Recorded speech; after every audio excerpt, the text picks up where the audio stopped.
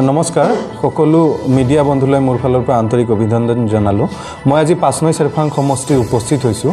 এই সমষ্টিতে বিশেষকৈ উপস্থিত হোৱাৰ কাৰণটো হ'ল আমাৰ যিজন প্ৰাক্তন MCLA আছিল, EM আছিল, তেওঁৰ কিছুমান দুৰ্নীতিৰ তথ্য আমি RTI তথ্যযোগে পাইছিলোঁ। সেইখিনি ফাদিল কৰিবৰ কাৰণে আহিছোঁ। তেওঁ ফিচাৰী ডিপাৰ্টমেণ্টৰ EM আছিল আৰু যোৱা যি 2 বছৰ আছিল 18-19 আৰু 19-20 ফাইনেন্সিয়েল ইয়াৰত তেওঁ পুখুৰী ডেভেলপমেণ্টৰ নামত প্ৰায় 12.5 কোটি টকাৰ 12.5 কোটি টকা চেংচন কৰাই ওলাইছিল। বিভিন্ন জায়গাত পুখুৰী বনোৱা বুলি তেওঁ সেই পইচাবিলাক ওলাইছিল, কিন্তু প্ৰকৃততে সেই পুখুৰীবিলাক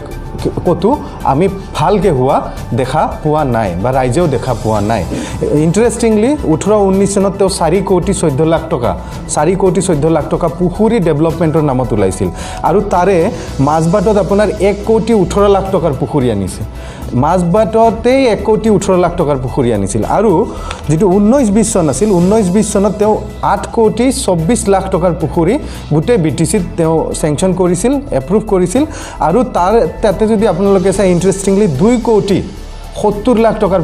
পুখুৰী অকল মাজবাট ব্লকৰ আণ্ডাৰত আনিছিল। তাৰ মানে যদি আমি চাওঁ 2 বছৰত প্ৰায় 4 কোটি টকাৰ পুখুৰী মাজবাট এলেকাত তেওঁ বনোৱা বুলি এই তথ্যত আমি পাইছোঁ। কিন্তু যদি আমি চাওঁ এই পুখুৰীবিলাক কতো আমি এই পুখুৰীবিলাক বনোৱা দেখা নাই। আমাৰ তাত RTI তথ্য সম্পূৰ্ণৰূপে আছে। ইনফেক্ট আমাৰ এটা ইনভেষ্টিগেশ্যন এজেঞ্চিৰ দ্বাৰা আমি ইনভেষ্টিগেশ্যনো কৰাইছিলোঁ। আমি বিশেষকৈ কেইটামান পুখুৰীত গৈছিলোঁ, যেনে আপোনাৰ নিছলামাৰী গাঁৱত এটা পুখুৰী বনোৱা কথা আছিল 15 লাখ টকাৰ পুখুৰী, কিন্তু সেই গাঁৱত গৈ ইয়াতে লিখা আছে construction of fishery tank at Nislamari near বিদেশী ভিলেজ নিছলামাৰী, কিন্তু সেই জেগাত আমাৰ 15 লাখ টকাৰ কোনো ধৰণৰ পুখুৰী বনোৱা হোৱা নাই। ঠিক তেনেকৈ মাজবাট এলেকাতে আমাৰ চমুৱা গাঁও অঞ্চলত জয়ৰাম মাহাতৰ ঘৰৰ কাষত এটা পুখুৰী বনাম বুলি তেওঁ 19 লাখ টকা চেংচন কৰাইছিল, কিন্তু তেওঁৰ কাষতো এটা তেনেকুৱা 19 লাখ টকাৰ পুখুৰীৰ কোনো কাম হোৱা নাই। তাতে আমি জয়ৰাম মাহাতোকো লগ পাইছিলোঁ। তেওঁ কৈছিল যে তেওঁৰ ঘৰৰ পুখুৰীটোৱে এই শ্যামসুন্দৰী ডাঙৰীয়াই আনাৰ চেষ্টা কৰিছিল বুলি কৈছিল, কিন্তু একো কাম নকৰাকৈ 19 লাখ টকা তেনেকৈ খাই দিলে। ঠিক তেনেকৈ আমাৰ নগাঁও শংকৰী সংস্কৃতি বিকাশ কেন্দ্ৰৰ এটা পুখুৰী আনিছিল। সেই পুখুৰীটো আপোনাৰ 20,44,000 টকাৰ পুখুৰী, কিন্তু আপোনালোকে যদি যায় আমাৰ মিডিয়া বন্ধুসকলে যায় যদি সেই পুখুৰীটোৰ এটা ভিডিঅ' কৰে দেখা পাব মাত্ৰ এটা পাৰহে বনোৱা হৈছে। তাতে 20 লাখ টকাৰ তো বাদ দিয়ক 1.5 লাখ টকাৰো তেওঁ কোনো ধৰণৰ তাতে কাম হোৱা নাই। একেদৰে আমাৰ খুচুৰা কাটিত পুখুৰী আছে। একেদৰে আমাৰ যিটো বাঁহী পুখুৰীৰ নামত 12 লাখ টকা আনিছে বাঁহী পুখুৰী ডেভেলপমেণ্টৰ কাৰণে, কিন্তু কোনো ধৰণৰ পুখুৰীৰ কাম হোৱা নাই। এনেদৰে শ্যামসুন্দৰী ডাঙৰীয়াই গোগ ৰাখে যোৱা 2 বছৰত পুখুৰীৰ নামত মাজবাট অঞ্চলত পুখুৰী বনোৱাৰ নামত 4 কোটি টকাৰ কেৱল কেলেংকাৰী কৰিছে। গোগ ৰাখে খাই পেলাইছে তেওঁ আৰু তেওঁৰ যিবিলাক আমাৰ দালাল আছে, তেওঁৰ যিবিলাক খাংগ পাংগ নেতা আছে, তেওঁলোকে এইটো কাম কৰিছে। আমি সবেই জানো গোটেই BTC অঞ্চলত যিসকল আটাইতকৈ দুৰ্নীতিগ্ৰস্ত MCLA আছে, এই MCLAৰ ভিতৰত শ্যামসুন্দৰীৰ নামো আহে। তেওঁ অজস্ৰ ধন সম্পত্তি ঘটিছে, নানান সম্পত্তি বেনামী সম্পত্তি তেওঁ ক্ৰয় কৰিছে। আপোনালোকে জানে মাজবাট অঞ্চলত তেওঁৰ সম্পত্তি অগাধ সম্পত্তি তেওঁ মাজবাটত বনাইছে, এইবিলাক চব তেওঁ দুৰ্নীতি কৰি অৰ্জন কৰিছে। গতিকে ইয়াৰ প্ৰকৃত তদন্ত হ'ব লাগে। আৰু যিহেতু গণতন্ত্ৰত ৰাইজেই শাস্তি দিব পৰা কেপাচিটি আছে ইলেকশ্যনৰ সময়ত, তো ৰাইজে এইবিলাক কথা বিবেচনা কৰি চাব লাগে যে তেওঁলোকে পুনৰাই এই দুৰ্নীতিগ্ৰস্ত MCLAক ইয়াৰ পৰা জয়যুক্ত কৰাব খোজে নে কোনোবা ভাল যোগ্য MCLAক জিকাব খোজে, এইটো ৰাইজে সিদ্ধান্ত ল'ব লাগিব। ইয়াৰ লগতে মই আপোনালোকক আৰু এটা ইণ্টাৰেষ্টিং কথা কওঁ। পুখুৰীৰ ডেভেলপমেণ্টৰ লগতে কিছুমান মাছ পোনাৰ ব্যৱসায় আৰু কণীৰ ব্যৱসায়ৰ কাৰণে কিছুমান গ্ৰাণ্ট এণ্ড এইড দিয়া হৈছিল, যিটো শ্যামসুন্দৰী ডাঙৰীয়াৰ তৰফৰ পৰা দিয়া হৈছিল। মাজবাট অঞ্চলৰ বহুত মানুহক তেওঁ 50,000 টকাকৈ গ্ৰাণ্ট এণ্ড এইড দিয়া হৈছিল। আমি এই RTI তথ্যত সেই মানুহবিলাকৰ নাম পাইছোঁ। ইণ্টাৰেষ্টিংলি সেই মানুহবিলাক না মাছ বেপাৰৰ লগত জড়িত, না মাছ দোকানৰ লগত জড়িত, না পোনা বেপাৰৰ লগত জড়িত, কোনো ধৰণৰ মৎস্য ব্যৱসায়ৰ লগত জড়িত নোহোৱা ব্যক্তিক তেওঁ 50,000 টকাকে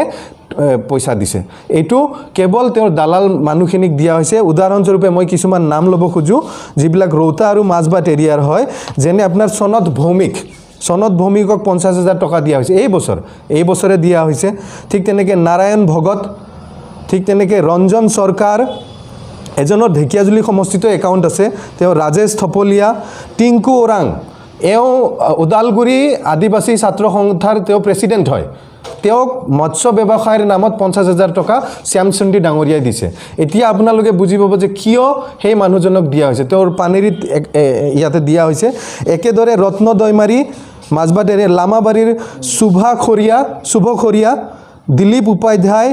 জয়মতী গড় দীননাথ প্ৰসাদ এওঁলোকক 50,000 টকা দিয়া হৈছে মৎস্য ব্যৱসায় কৰিব পুনৰ ব্যৱসায় কৰিবৰ কাৰণে একেদৰে আপোনাৰ আৰু কিছুমান মানুহক দিয়া হৈছে যেনে আপোনাৰ লামাবাৰীৰ কাৰ্তিক ভৌমিক পিণ্টু গোস্বামী ধনেশ্বৰী দেৱী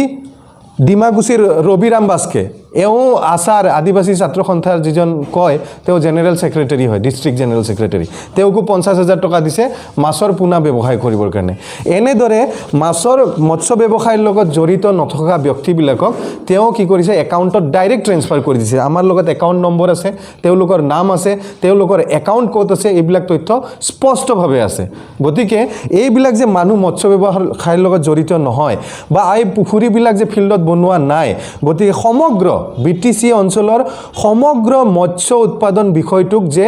সম্পূৰ্ণৰূপে ধ্বংস কৰি দিলে শ্যামচুন্দী ডাঙৰীয়াই যোৱা 2 বছৰত মৎস্য বা ফিচাৰী ডিপাৰ্টমেণ্টৰ ইএম হয় তো গতিকে ইয়াৰ উচিত তদন্ত হ'ব লাগে আমি ইয়াৰ তদন্তৰ বাবে আমি ৰাজ্যপাল ডাঙৰীয়াকো লিখিম আৰু আমাৰ যিজন এডমিনিষ্ট্ৰেটৰ বিটিসিৰ যিজন এডমিনিষ্ট্ৰেটৰ তেওঁকো আমি লিখিম আৰু এওঁলোকৰ ওপৰত বিহিত ব্যৱস্থা গ্ৰহণ কৰিবৰ কাৰণে দাবী জনাম আৰু লগতে যেহেতু আজি 5 নং চেৰফাঙৰ আমাৰ মিডিয়া কৰ্মীসকল উপস্থিত হৈছে আপোনালোকক এইটো বস্তু আমি এডিশনালি জনাব খুজো যে যোৱা বিগত 15-17 বছৰ ধৰি বিপিএফ দলে যি দুৰ্নীতিগ্ৰস্ত শাসন কৰিছে তাৰে ভিতৰত অন্যতম যিটো দুৰ্নীতি সেই দুৰ্নীতি হ'ল জব কাৰ্ডৰ যিটো দুৰ্নীতি ৰাইজৰ পৰা জব কাৰ্ডৰ আহা পইচা লুটি পুটি খাইছে এই বিপিএফ দলৰ চৰকাৰে যোৱা 17 বছৰত আমাৰ হাতত তথ্য আছে যোৱা 2.5 বছৰত জব কাৰ্ডৰ নামত বিটিসিৰ 4খন জিলাত 650 কোটি টকা আহিছে জব কাৰ্ডৰ নামত কিন্তু এই 650 কোটি যিটো দুখিয়াৰ হয় যেটো আমাৰ জব কাৰ্ড হোল্ডাৰ বিলাকৰ একাউণ্টত খুমাব লাগিছিল এটা বৃহৎ পৰিমাণৰ অংক জব কাৰ্ড হোল্ডাৰ বিলাকৰ একাউণ্টত খুমোৱা নাই আমি গুটেই বিটিসিত ইয়াৰো তদন্ত চলাই আছো আৰু এইবিলাক যিবিলাক দুৰ্নীতি কৰা হৈছে জব কাৰ্ডৰ দুৰ্নীতি এই জব কাৰ্ডৰ দুৰ্নীতিত বিশেষকৈ জড়িত ব্যক্তিসকল হ'ল আজিৰ তাৰিখত যিবিলাক প্ৰাক্তন চেয়াৰমেন আছে যিবিলাক বিপিএফ দলে নিযুক্তি কৰিছিল সেই চেয়াৰমেন বিলাক আৰু লগতে চৰকাৰী যিবিলাক কন্ট্ৰাকচুৱেল জিআৰএছ এপইন্টমেন্ট কৰা হৈছিল তেওঁলোকেও সম্পূৰ্ণৰূপে এই দুৰ্নীতিত লিপ্ত হৈ ফলে জব কাৰ্ডৰ টকাবিলাক ৰাইজৰ টকাবিলাক লুটিপুটি খাইছে গতিকে এই যে জিআৰএছ